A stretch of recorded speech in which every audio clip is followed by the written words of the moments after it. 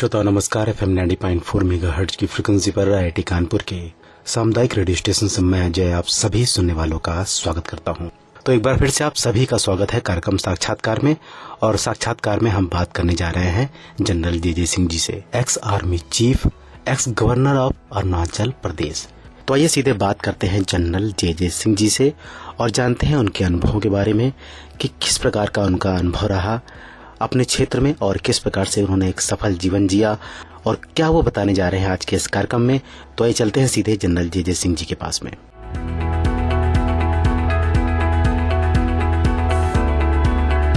Sir, मैं आपसे इतना जानना चाहूंगा कि लीडरशिप स्किल्स की बात करें हम, कि लीडरशिप स्किल्स कैसे डेवलप करें। अगर IT स्टूडेंट्स कम्युनिटी की बात करें हम, मैनेजमेंट स्किल्स की बात करें, सॉफ्ट स्किल्स की बात करें, तो एटीट्यूड है, बिहेवियर है, कम्युनिकेशन है, इंटरपर्सनल स्किल्स है, मैनेजमेंट स्किल्स है। सोसाइटी के लिए कैसे IT स्टूडेंट्स अपने आप को इस तरीके से ग्रूम करें कि सेल्फ सेंटर्ड ना होकर के सोसाइटी के लिए कुछ कर सके। तो इसके लिए आप उनको क्या टिप्स देना चाहेंगे और सक्सेस मंत्रा लाइफ के लिए कितना इंपॉर्टेंट है, इसके लिए आप क्या मैसेज देना चाहेंगे सर? पहली बात तो मैं बहुत खुश हूं कि मुझे ये मौका मिला कि इतने प्रख्यात इंस्टीट्यूट जो है उसके स्टूडेंट्स के साथ, उसके फैकल्टी के साथ मुझे इंटरेक्शन का मौका मिला। और मैं यूथ डे के दिन उनसे बात कर रहा हूं तो मेरे को और भी खुशी है कि हमारी जो फ्यूचर लीडरशिप है वो भी चंद हमारे स्टूडेंट्स होंगे जो देश के भी लीडर बन सकते हैं, कुछ कम्युनिटी के लीडर बन सकते हैं, कुछ कॉर्पोरेट वर्ल्ड में लीडर बन सकते हैं, कुछ मिलिट्री में जाके लीडरशिप का रोल अदा कर सकते हैं। तो इसलिए मुझे खुशी है कि मैं इनके साथ आज ये इंटरेक्शन कर रहा हूँ। दूसरी बात है कि लीडरशिप के ऊपर तो कई किताबें बनी हैं, अवेलेबल हैं, लेकिन थ्योरी से मैं ज्यादा समझता हूँ कि जो प्रैक्टिस होती है वो इम्पोर्टेंट होती है। थ्योरी मैं इनको नहीं बताना चाहता क्योंकि थ्योरी तो ये भी पढ़ सकते हैं, लेकिन मैंने अपनी लाइफ में कैसे लीडरशिप को प्रैक्टिस किया, कैसे मैं कामयाब रहा, तो मेरे जो सक्सेस के आइडियाज थे जिन्होंने मुझे कामयाबी दी उनको मैं आगे बढ़ाने के लिए इनको भी शायद वो मिसाल दे सकता हूं और उसमें से कई बातें उनको पसंद आएंगी तो वो उनको लेके आगे बढ़ सकते हैं। और ये एक तजुर्बा है और यही मैं शेयर करना चाहता हूं। तकरीबन 47 ईयर्स तो मैंने यूनिफॉर्म में काटे हैं, 5.5 साल मैं गवर्नर रहा हूं, तो मेरी लाइफ का तो 3/4 हिस्सा मैंने सेवाई की है। तो इसका जो मेरे को निचोड़ है वो आज मैं इनके साथ बांटूंगा, शेयर करूंगा और मेरे आइडियाज जो उनको पसंद आते हैं वो उनको अपना सकते हैं। यही मेरा एम है।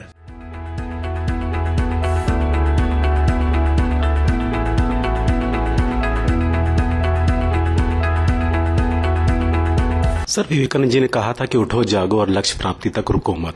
गोल कितना इंपॉर्टेंट है, ड्रीम कितना इंपॉर्टेंट है, और आपने ये भी कहा कि फोकस रहें, जो आपका दिल कहे, जिसमें पैशन हो, जिसमें जुनून हो, उसको आप जरूर करें।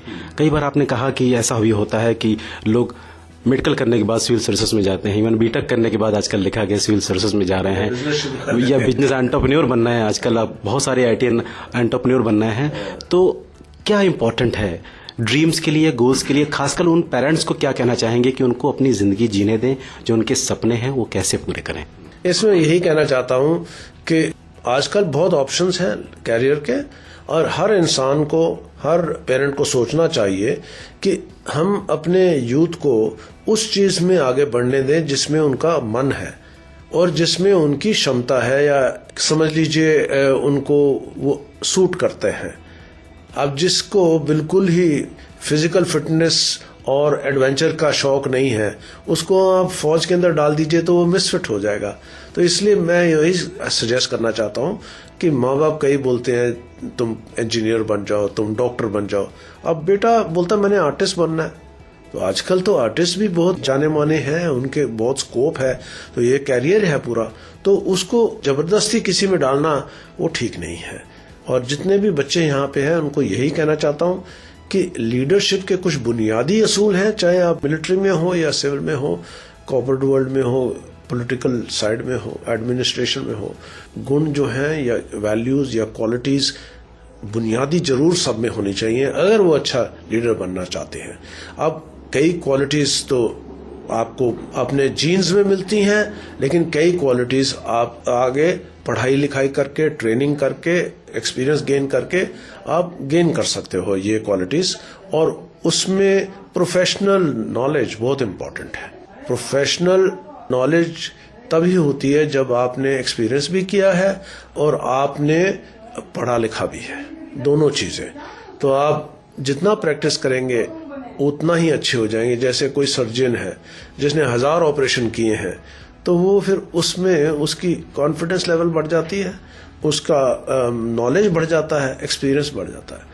लेकिन किसी ने सिर्फ डिग्रियां ली हैं, थ्योरी में अच्छा है, प्रैक्टिकल नहीं है, एक्सपीरियंस नहीं है, उसके पास लोग नहीं जाएंगे, बोलेंगे शायद ये एक्सपीरियंस नहीं है, मेरी जान का सवाल है। तो आर्मी में तो ये बहुत इंपॉर्टेंट है कि लीडर के पास तजुर्बा भी होना चाहिए, प्रोफेशनली भी अच्छा होना चाहिए।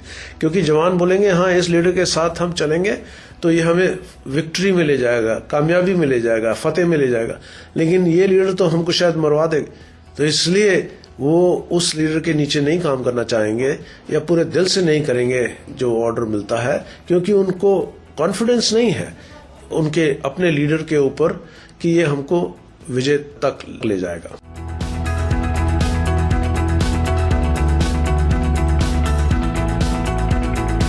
सर यहाँ पर इतना पूछना चाहूंगा आपसे कि लाइफ में फुल ऑफ चैलेंजेस हैं, बहुत सारे चैलेंजेस लाइफ में आते हैं और कई बार देखा गया कि स्टूडेंट्स स्ट्रेस में आ जाते हैं, तनाव में आ जाते हैं। सोसाइटी का प्रेशर होता है, पेरेंट्स का प्रेशर होता है और कहीं ना कहीं फ्रेंड सर्किल का भी प्रेशर होता है। तो उनको आप क्या सेशन देना चाहेंगे, किस तरीके से ग्रूम करें, स्ट्रेस को किस तरीके से ओवरकम करें? देखिए, पहली बात तो अगर आप ऑर्गेनाइज तरीके से अपने आप को करें, आपका काम, आपकी तैयारी, तो ये एक फौजी जनरल के बराबर है। रण मैदान में उतरने से पहले उसने पहले अपनी ट्रेनिंग भी की है, उसने फिर अच्छा अपने वस्त्र शस्त्र सब ठीक किए हैं, इक्विपमेंट ठीक किया है और लेटेस्ट इक्विपमेंट ले लिया है, उस पर ट्रेनिंग भी कर ली है और उसके बाद थोड़ा सा रेस्ट भी किया ताकि उनके मेंटल और फिजिकल बैटरीज चार्ज हो गई हैं और फिर वो जनरल कामयाब हो जाएगा। तो जो स्टूडेंट्स अगर अपना रेगुलर स्टडीज करते रहें, रेगुलर अपने आप को अंडर मॉडरेट प्रेशर रखें, फिर उनको अंडर हैवी प्रेशर आने की जरूरत ही नहीं होती। वो फिर हंसते गाते ही अपना इम्तिहान भी दे देंगे, क्योंकि उनकी कॉन्फिडेंस लेवल भी है और उनके सेल्फ कॉन्फिडेंस है और उनकी नॉलेज भी है। तो उनको पता है कि वो एग्जाम को फेस कर सकते हैं।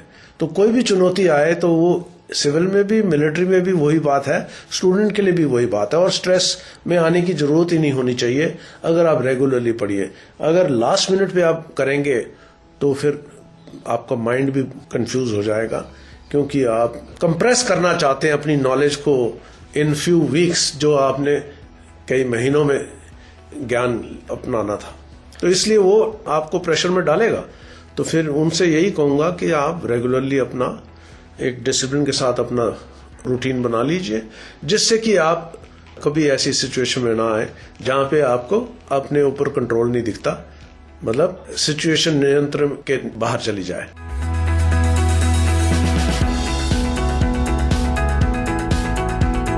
सर आखिरी में बस एक क्वेश्चन पूछना चाहेंगे आपसे कि स्टूडेंट्स आजकल इंट्रोवर्ट हो गए हैं। बुक्स नॉलेज, जैसे आपने कहा कि प्रैक्टिकल नॉलेज बहुत इंपॉर्टेंट है, कंप्यूटर में रहना, लैपटॉप में रहना या छोटी छोटी चीज़ों में मतलब अपने आप को बिल्कुल कन्फाइन कर देते हैं, अपने आप को एक रूम में बंद कर देते हैं। बाहर सोसाइटी में आना थोड़ा सा उनको लगता है कि मेरा टाइम किल होगा, लेकिन इंपॉर्टेंट ये भी है सोसाइटी में जाएंगे तो आपको प्रॉब्लम्स मालूम चलेगी, तब सोल्यूशन उसका निकलेगा। तो उनको आप क्या सेशन देना चाहेंगे कि ये भी बहुत इंपॉर्टेंट है लाइफ के लिए? देखिए, मैं यही समझता हूँ कि इंसान को एक तो कामयाबी के लिए एक नेक इंसान बनना चाहिए। आप चाहे किस ओहदे पे पहुंच जाएं, आप अगर एक इंसानियत में नहीं सही निकले तो फिर आप फाइनल अंत में आपको खुशी नहीं होगी। तो उसके लिए एक अच्छा इंसान बनना, good human being is very important. और दूसरी बात यह है कि आपको अपनी एक लक्ष्मण रेखा बना लेनी चाहिए। किसी भी लेवल पे आप पहुंच जाइए कि इस लक्ष्मण रेखा में मुझे जो चीजें चाहिए वो मुझे अगर मिल जाएं, जैसे मेरे को घर चाहिए, घर है, कार चाहिए, कार है, बच्चे सेटल होने हैं, बच्चे सेटल हो गए, तो उसके बाद आपको ये नहीं देखना चाहिए कि वो पड़ोसियों के पास बड़ा आलीशान मकान है, उनके पास क्या 3 कारें हैं, उनके पास इतने नौकर, वो होने से आप नाखुश ही रहेंगे। तो अगर आप लक्ष्मण रेखा में जो आपने प्लान बनाया था उसके मुताबिक आपको सब मिला है, आप खुश रहिए, अपनी खुशी उसी में रखिए, ना कि अपनी नाखुशी जाहिर करने के लिए दूसरों को देखिए। और मैं ये भी कहता हूं कि कई अफसर अब सब तो जनरल नहीं बनते, कोई कर्नल पे रिटायर होता है, कोई ब्रिगेडियर पे रिटायर होता है, ये तो कंपटीशन में रह जाते हैं, तो कोई बात नहीं, वो बहुत अच्छे। देखिए दुनिया में, इंडिया में कितने नौजवान अप्लाई करते हैं आर्मी में आने के लिए, NDA, IMA and all that. आधे से ज्यादा क्या 1/10 सिर्फ कामयाब होते हैं, और बाकी जो 1/10 कामयाब होते हैं उनमें से ही कुछ कर्नल पे रुक जाते हैं। तो उसका मतलब ये है कि कर्नल को नाखुश होना चाहिए कि मैं भी आगे जाता, मैं भी जनरल बनता, सब तो बन नहीं सकते, तो एलिमिनेशन होते रहता है, तो ऊपर बहुत कम जाते हैं। उसके साथ मैंने ये भी किया और कहा कि एक खुश कर्नल एक नाखुश जनरल से बेहतर है, क्योंकि वो नाखुश जनरल बन के भी वो नाखुश है कि मेरे को आगे और ओहदा मिलना चाहिए था, मेजर जनरल से लेफ्टिनेंट जनरल क्यों नहीं बना, लेफ्टिनेंट जनरल से आर्मी चीफ क्यों नहीं बना। अब ये चीज देख लीजिए कि एक कर्नल खुश मिलेगा आपको, कई जनरल नाखुश मिलेंगे। तो मैं समझता हूं कि ये लक्ष्मण रेखा वाला जो मेरा एक आइडिया है कि अपनी सीमा बना लीजिए, उसमें खुश, वो सब कुछ मिल गया तो खुश रहिए। खुशी की कोई कीमत नहीं है, लेकिन खुशी के बगैर क्या जिंदगी है। थैंक यू सर, आपने हमसे बात की, अपना कीमती समय हमको दिया, इसके लिए बहुत बहुत धन्यवाद। थैंक यू, धन्यवाद। मुझे भी बहुत खुशी हुई आपके साथ शेयर करने के लिए कुछ आइडियाज। Thank you sir.